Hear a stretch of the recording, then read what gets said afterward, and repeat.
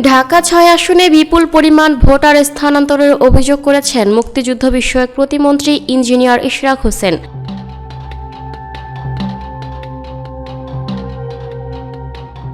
শুক্রবার ৬ মার্চ নিজের verified Facebook পেজে দেয়া এক পোস্টে তিনি এই অভিযোগ করেন। ইশরাক হোসেন দাবি করেন, ২০২৪ সালের ৫ আগস্টের পর ঢাকা ৬ আসনে অস্বাভাবিকভাবে বিপুল সংখ্যক ভোটার স্থানান্তর করা হয়েছে। এমনকি নির্বাচনের ১ মাসও পার না হতেই বহিরাগত এসব ভোটারের একটি অংশ এরই মধ্যে ওই আসন থেকে অন্যত্র চলে গেছে। পোস্টে তিনি বলেন, এ বিষয়ে বিস্তারিত তথ্য ও প্রমাণ সংগ্রহের কাজ চলছে।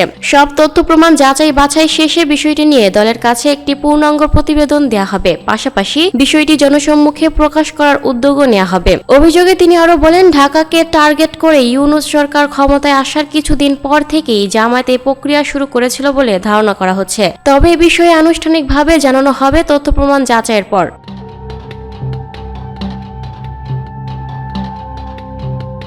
Lucky Akter, people voice television, Dhaka.